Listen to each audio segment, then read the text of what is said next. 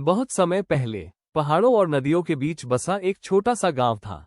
गांव साधारण था, लोग सीधे सादे थे। लेकिन उस गांव में एक ऐसा रहस्य छिपा था जिसे जानकर कोई भी हैरान रह जाए। वहां एक प्राचीन बरगद का पेड़ था। लोग उसे इच्छा का पेड़ कहते थे। कहा जाता था कि यह पेड़ हजारों साल पुराना है। इसकी जड़ें धरती के गहरे रहस्यों से जुड़ी थीं और इसकी शाखाएं आसमान तक पहुंचती थीं। लोग मानते थे कि इस पेड़ के पास जादुई शक्तियां थीं। अगर कोई इसके सामने खड़े होकर सच्चे दिल से इच्छा मांगता तो पेड़ उसे पूरी कर देता। लेकिन एक शर्त थी, पेड़ हर इच्छा पूरी करने की कीमत लेता था। हे पेड़ देवता, मुझे ढेर सारा सोना चाहिए। पेड़ ने उसकी इच्छा पूरी कर दी। अगले ही दिन उसके आंगन में सोना बिखरा पड़ा था। लेकिन उसी रात उसकी सबसे प्यारी गाय मर गई।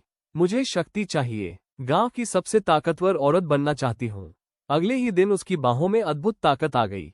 लेकिन उसी दिन उसका बच्चा बुखार से चल बसा। लोग समझने लगे कि ये पेड़ वरदान तो देता है, लेकिन हर वरदान की कीमत बहुत भारी होती है। धीरे धीरे गांव वाले पेड़ से डरने लगे। अब लोग उसके पास सिर्फ डरते डरते जाते और कई लोग तो पास भी नहीं जाते थे। गांव में एक छोटी बच्ची रहती थी, अन्वी। वो मासूम थी, लेकिन हालात ने उसे जल्दी बड़ा बना दिया था। उसकी माँ बीमार थी, महीनों से बिस्तर पर पड़ी थी। माँ, आप ठीक कब होंगी? मैं आपकी दवा कैसे लाऊं? गरीबी के कारण इलाज संभव नहीं था। गांव के लोग मदद करते, लेकिन सबकी अपनी मजबूरियां थीं। एक दिन गांव की बूढ़ी दादी ने अन्वी से कहा, बिटिया, अगर सच्चे दिल से मांगोगी तो इच्छा का पेड़ तेरा दुख दूर कर सकता है। अन्वी रात के अंधेरे में अकेली पेड़ के पास गई। हवा रहस्यमयी थी, शाखाएं डरावनी आवाज कर रही थीं।